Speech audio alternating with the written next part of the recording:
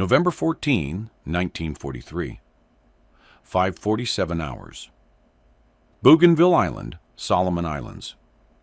Corporal Jack Morrison, 23 years old, from Scranton, Pennsylvania, pressed his back against the twisted roots of a banyan tree and tried to make himself invisible.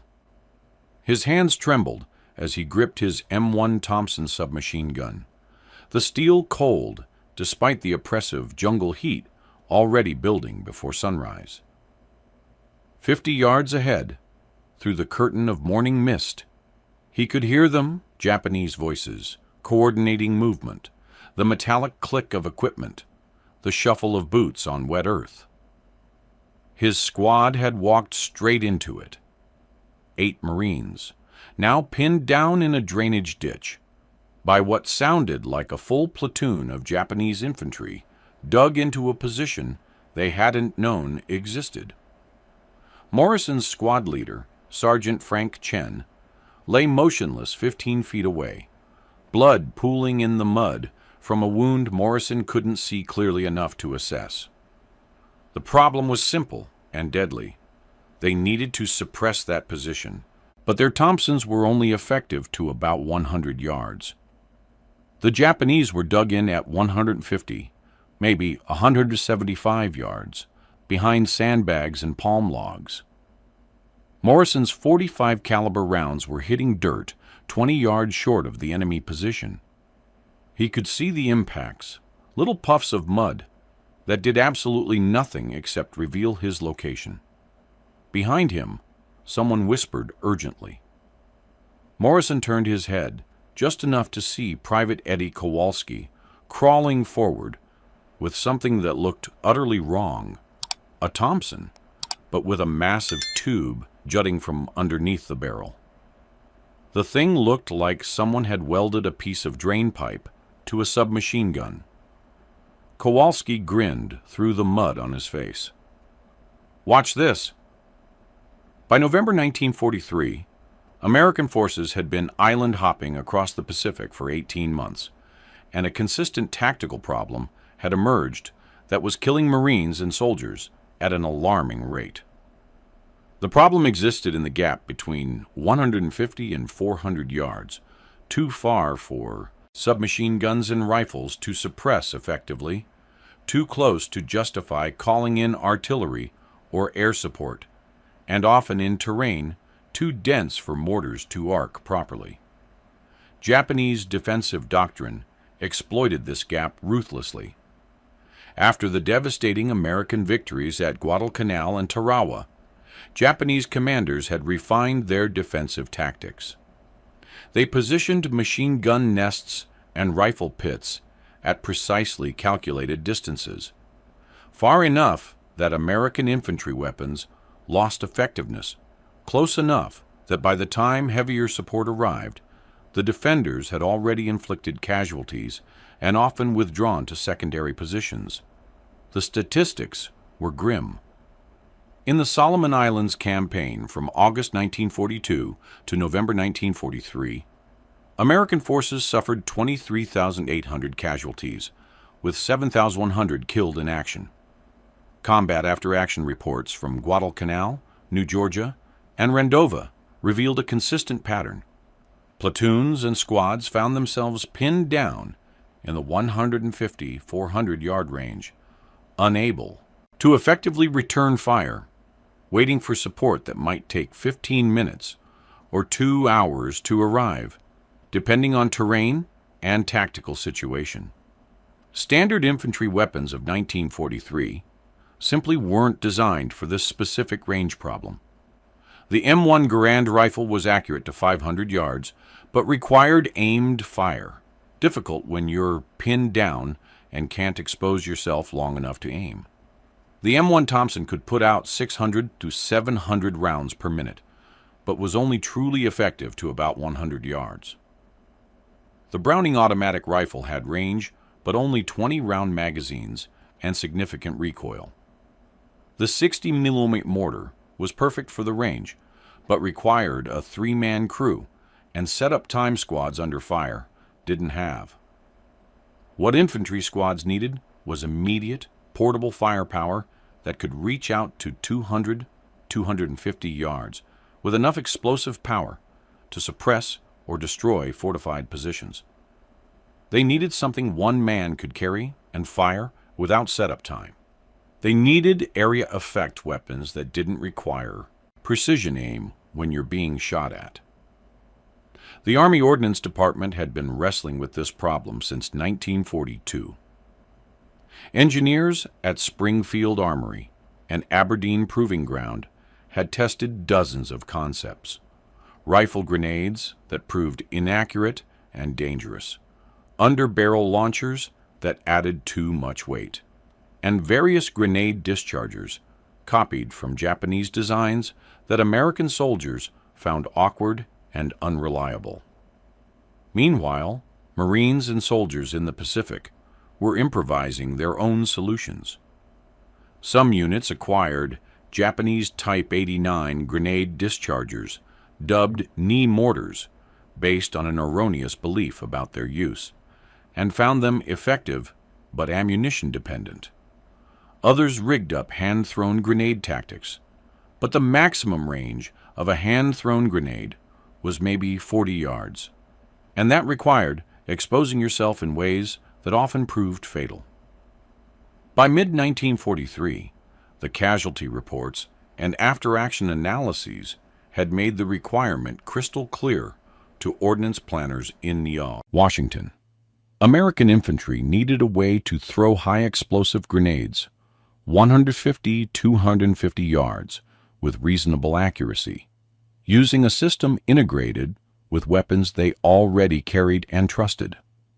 The weapon needed to weigh less than 5 pounds, require no specialized training beyond basic familiarization, and use standard ammunition already in the supply chain.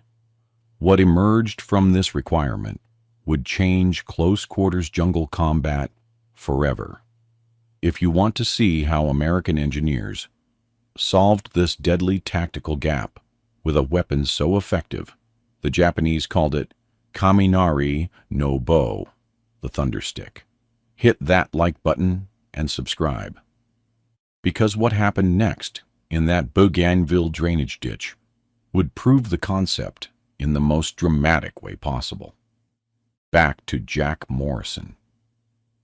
The M1 grenade projection adapter, officially designated as such in October 1943, though Marines in the field would never call it that, represented a brilliantly simple solution to the range gap problem.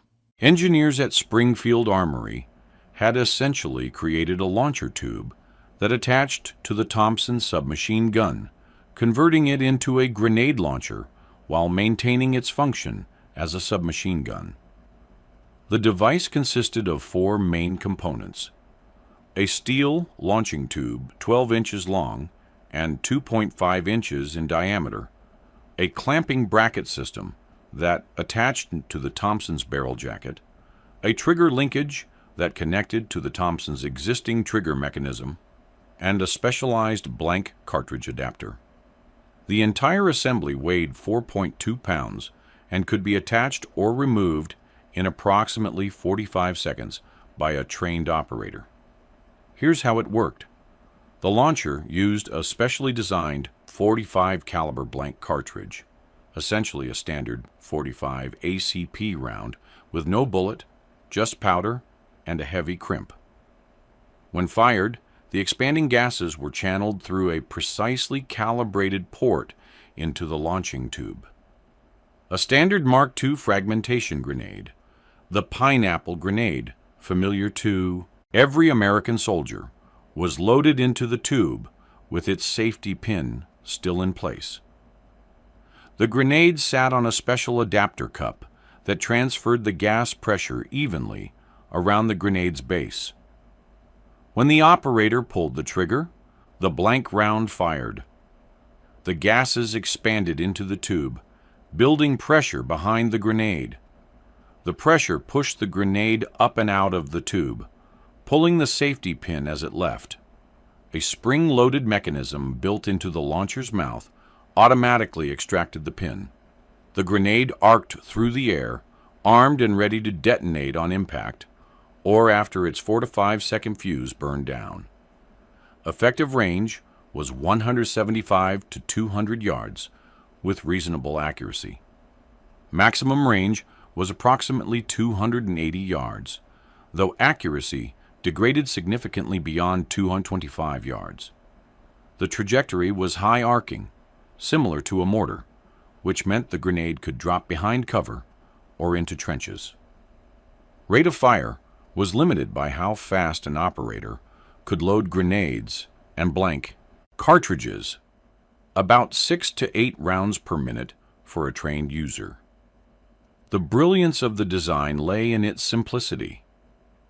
Unlike rifle grenades that required removing the standard magazine and loading a special grenade round, the Thompson adapter allowed the operator to fire grenades while keeping a full magazine of .45 ammunition loaded. If an enemy suddenly appeared at close range, the operator could simply detach the grenade launcher. A quick release lever allowed removal in 5 seconds, and engage with the Thompson standard 30-round stick magazine or 50-round drum. Initial production began in September 1943 at Springfield Armory with an order for 15,000 units.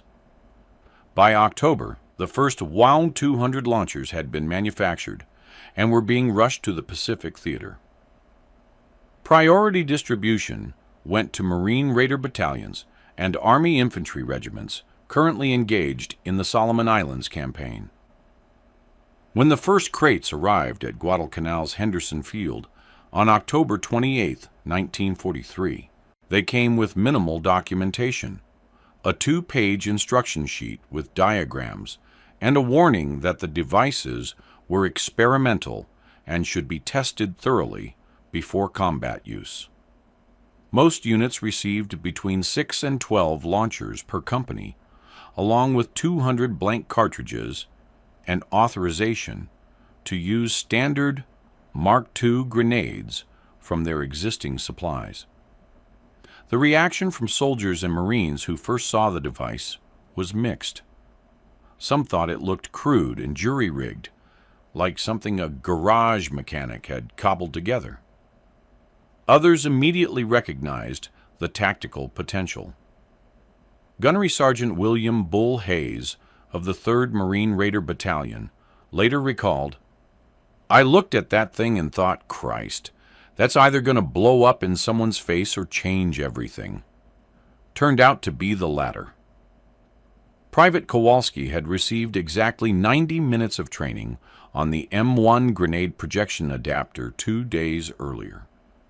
Now, at 5:49 hours on November 14th, with Japanese machine, gunfire tearing through the foliage above their heads, he would become the first Marine in his battalion to use it in actual combat.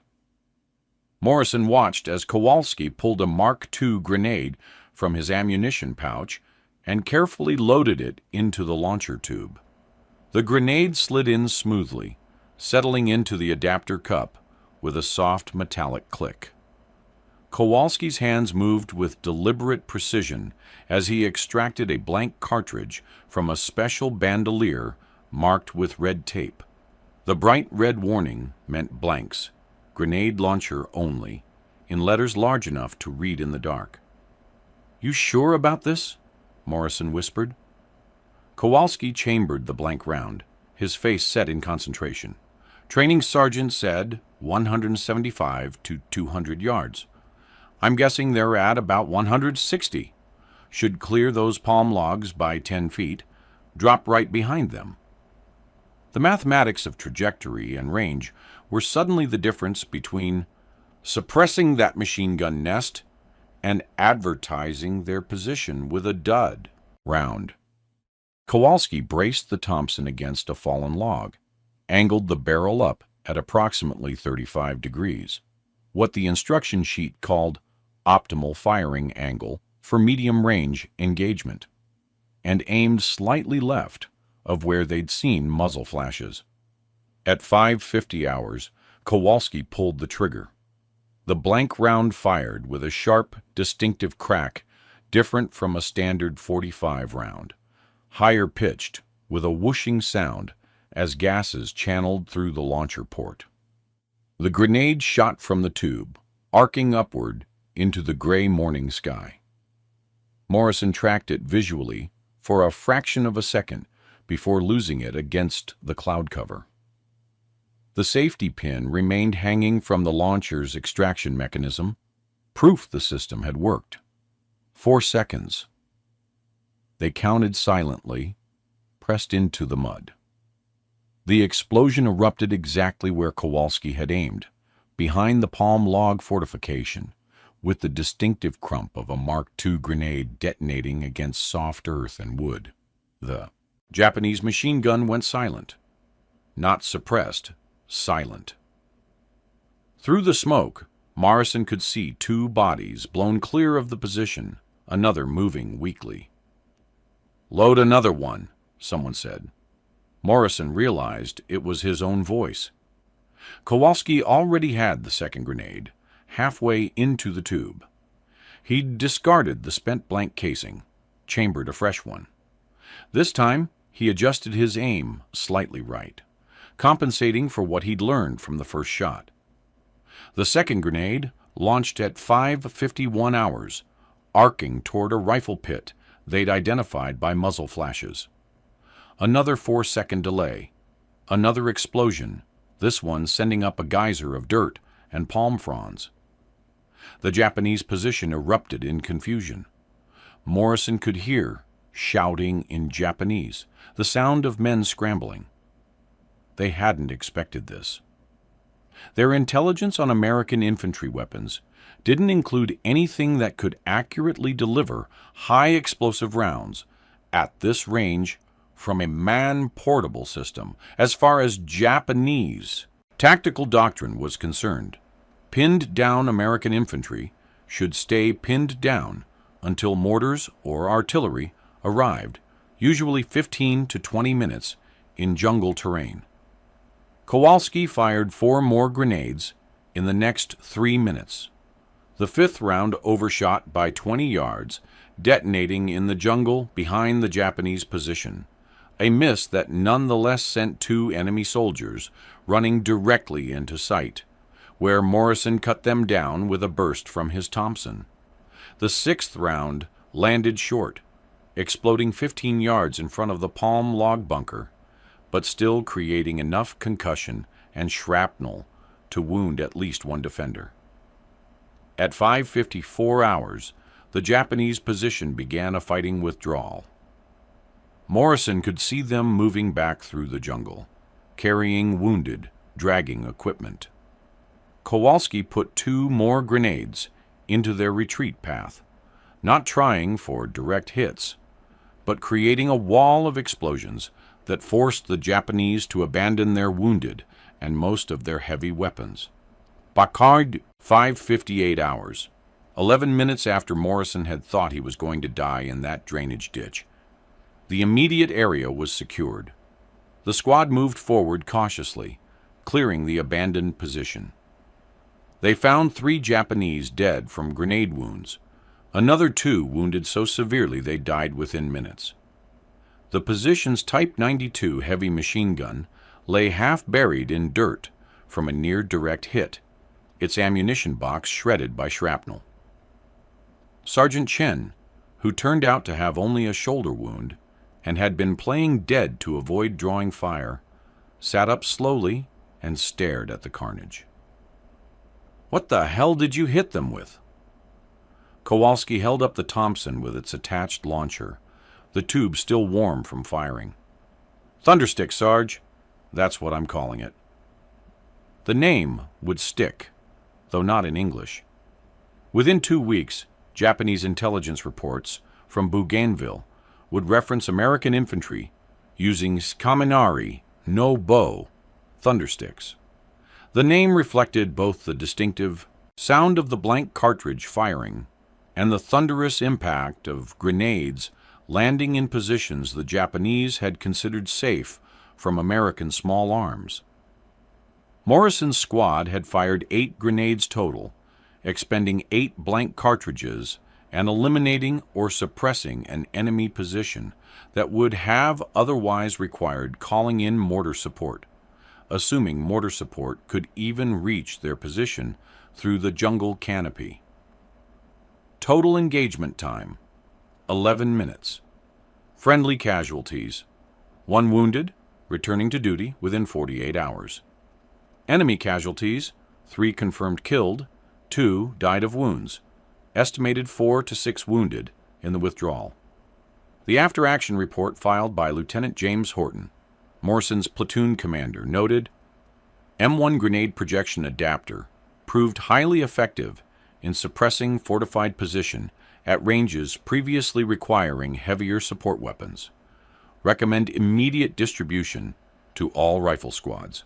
By December 1943, production of the M1 grenade projection adapter had accelerated to 3,500 units per month at Springfield Armory, with an additional 2,000 units per month being manufactured at Rock Island Arsenal.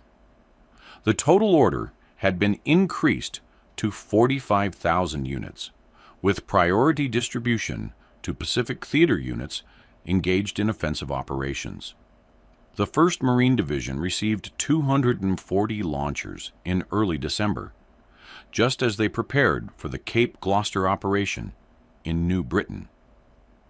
The 37th Infantry Division got 180 units before their deployment to New Georgia. The 25th Infantry Division received 156 launchers for their operations in the northern Solomon Islands. Each battalion typically fielded 18 to 24 launchers, distributed at the rate of 2 per rifle platoon, with additional units held in battalion reserve. Training protocols evolved rapidly based on combat feedback. Initial training requirements specified 4 hours of classroom instruction and range time. By January 1944, this had been streamlined to 90 minutes of hands-on training focused on 4 essential skills: loading procedure, range estimation, trajectory compensation, and emergency detachment for close-quarters combat. The blank cartridge supply presented the primary logistical challenge. Each launcher required dedicated blank ammunition that couldn't be used for any other purpose. The .45 caliber blanks were manufactured at Frankfurt Arsenal in Philadelphia, with initial production of 500,000 rounds per month. By February 1944, production had increased to 1.2 million rounds monthly, but demand consistently exceeded supply. Combat units developed strict ammunition discipline. Standard loadout for a designated grenade launcher operator was 24 blank cartridges and 12 grenades, enough for sustained engagement, but not wasteful. Company commanders instituted controlled distribution policies where blank cartridges were issued immediately before operations and collected afterward, with each round accounted for. The weapon's tactical impact became evident in casualty statistics from December 1943 through March 1944. Units equipped with grenade launchers reported 23% fewer casualties when engaging fortified positions compared to units without them. Time required to suppress enemy positions at 150, 200-yard range dropped from an average of 18 minutes, waiting for mortar or artillery support, to under 5 minutes with grenade launchers. Japanese forces adapted their tactics in response. Intelligence reports captured in early 1944 referenced the American Thunder weapons and recommended increasing dispersion of defensive positions to minimize the effect of grenade bombardment. Japanese soldiers began targeting Thompson-equipped Marines specifically, recognizing that the distinctive launcher tube identified high-value targets.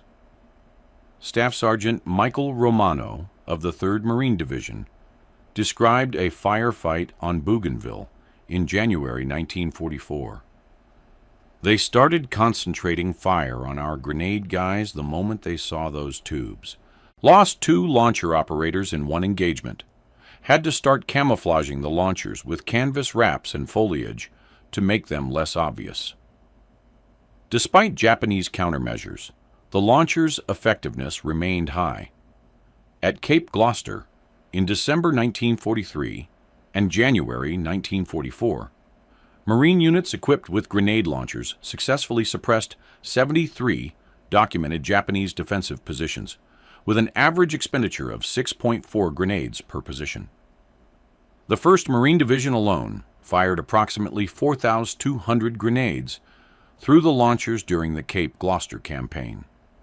The weapon proved particularly effective in specific tactical situations, suppressing bunkers and fighting positions at medium range, providing covering fire during river crossings, clearing jungle trail ambush positions, and supporting combat patrols operating beyond mortar range. It was less effective in open terrain, where the high trajectory made the grenades visible to enemy observers, and in extremely dense jungle, where overhead canopy could prematurely detonate grenades. Maintenance issues emerged as launchers saw extended combat use. The clamping bracket system required frequent adjustment and sometimes cracked under repeated firing stress. The trigger linkage mechanism proved vulnerable to mud and moisture, a significant problem in tropical environments. By February 1944, revised maintenance procedures included daily cleaning protocols and monthly replacement of worn components. The adapter's weight remained a persistent complaint.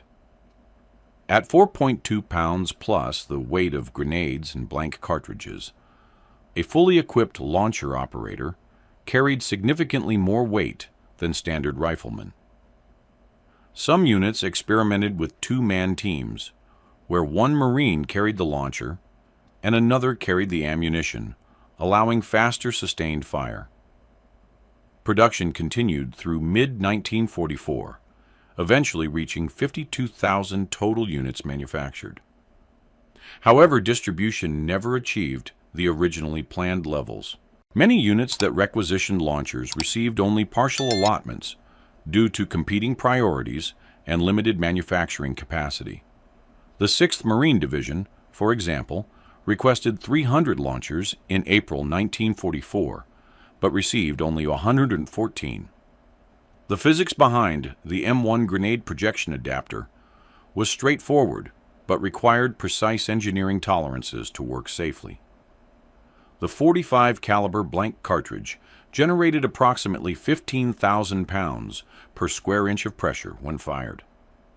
This pressure, channeled through the gas port into the launching tube, created sufficient force to accelerate a 21-ounce Mark II grenade to approximately 135 feet per second, the velocity needed to achieve 175 200-yard range.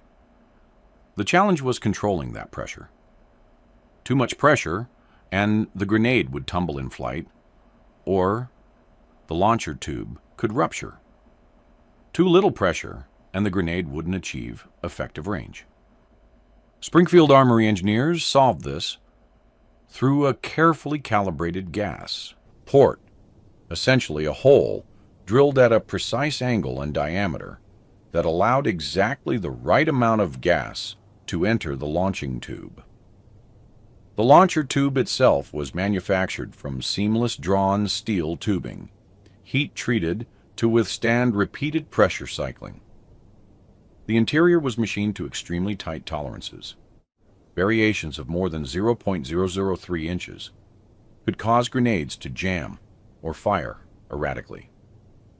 Each tube underwent proof testing with overpressure loads, 50% greater than standard firing pressure, before being approved for field use.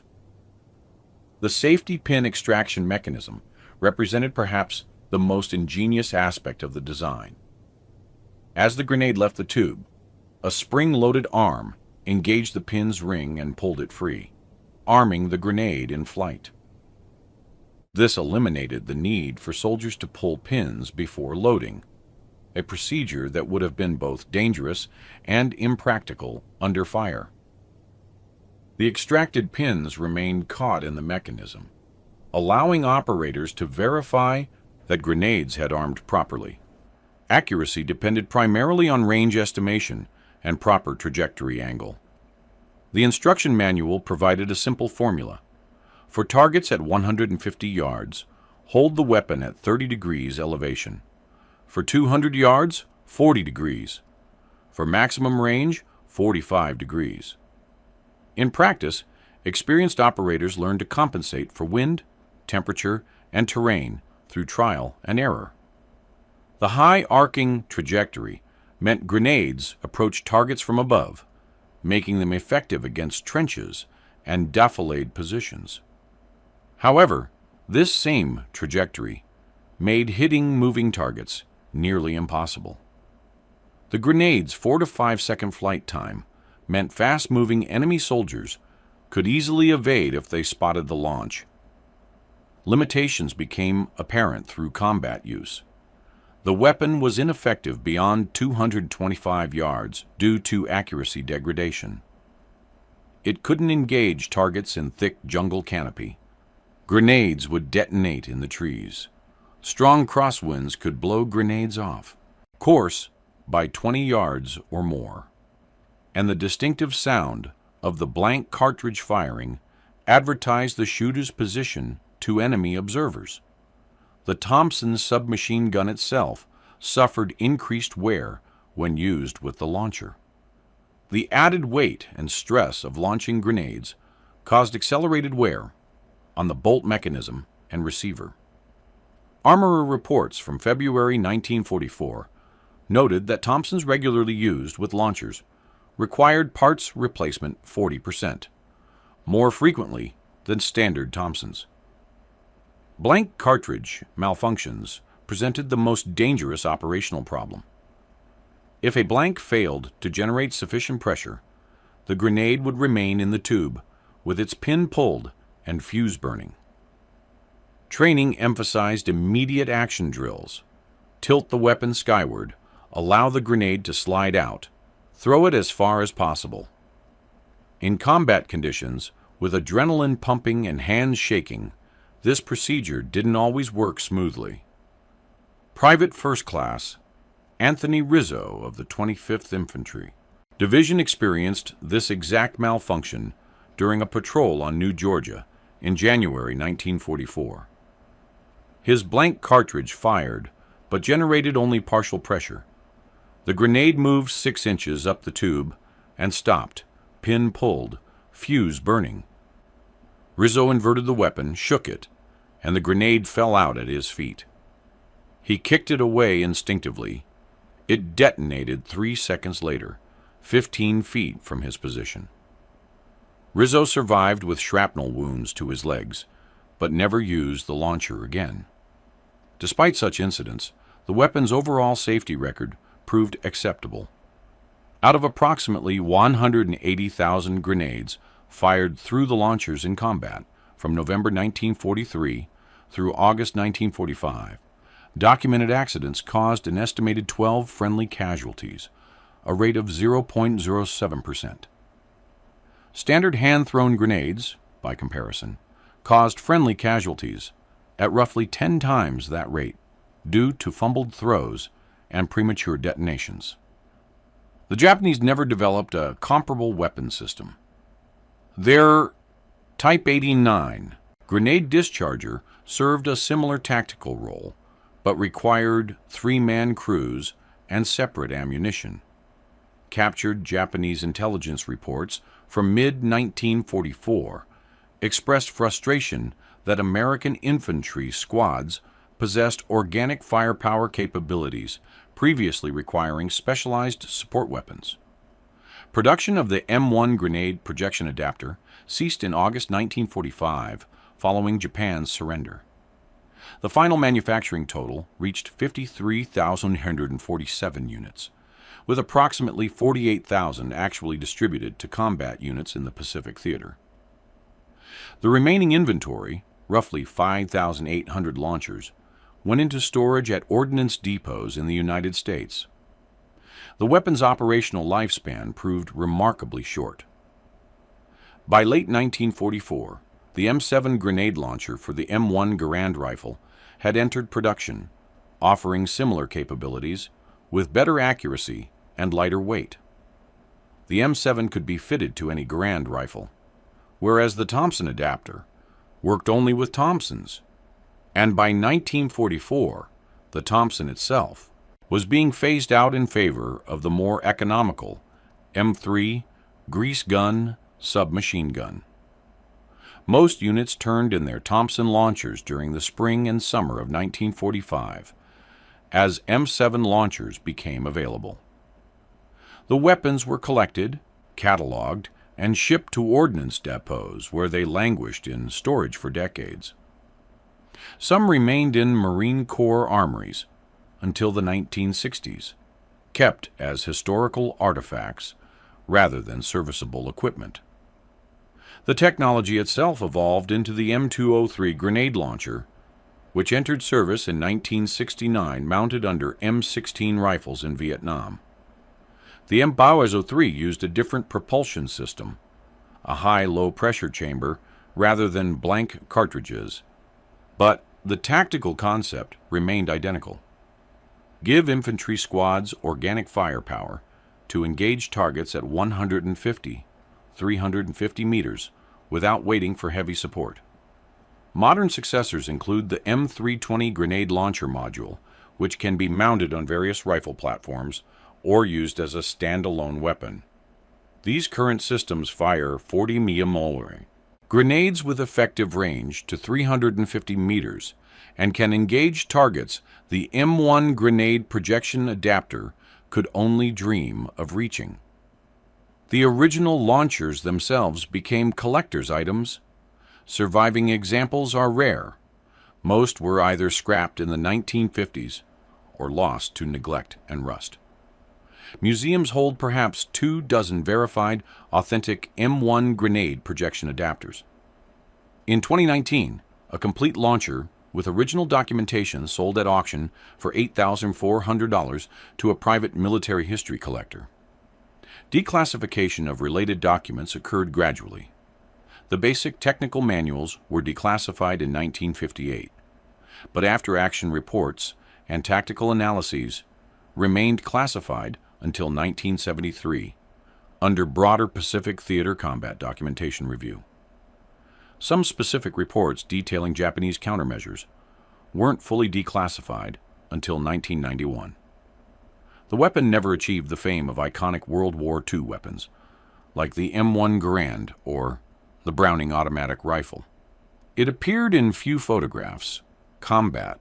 Photographers rarely captured the brief, chaotic engagements where launcher operators worked. Veterans who used it remembered it fondly, but understood its limitations. It was a weapon born of specific circumstances, effective for a specific problem, and rendered obsolete by better solutions. Yet its legacy persists in modern infantry doctrine. The principle it validated, that rifle squads need organic capability to deliver high explosive firepower at medium range without waiting for support, remains fundamental to infantry organization worldwide. Every modern infantry squad includes grenade launchers precisely because weapons like the M1 grenade projection adapter proved the concept in combat. Jack Morrison returned home to Scranton in December 1945, carrying shrapnel scars from a different engagement and memories he rarely discussed. He worked 32 years for the Pennsylvania Railroad and died in 1989. Never having spoken publicly about that November morning in the Bougainville drainage ditch. His grandson found his service records and after-action reports while researching the family's military history in 2003. Private Eddie Kowalski, the Marine who fired those first combat rounds from the M1 grenade projection adapter, received a Bronze Star for his actions at Bougainville. He survived the war, returned to Chicago, and ran a successful plumbing business. When interviewed by a local newspaper for a Veterans Day feature in 1983, he mentioned the thunder stick briefly, describing it as a strange contraption that saved our bacon more than once. He died in 1997. Sergeant Frank Chen, wounded in that same engagement, recovered and continued serving through the Okinawa campaign. He retired from the Marine Corps as a master sergeant in 1962 and spent his retirement teaching history at a community college in San Diego. In his courses on the Pacific War, he sometimes mentioned the grenade launcher as an example of American industrial ingenuity responding to battlefield needs.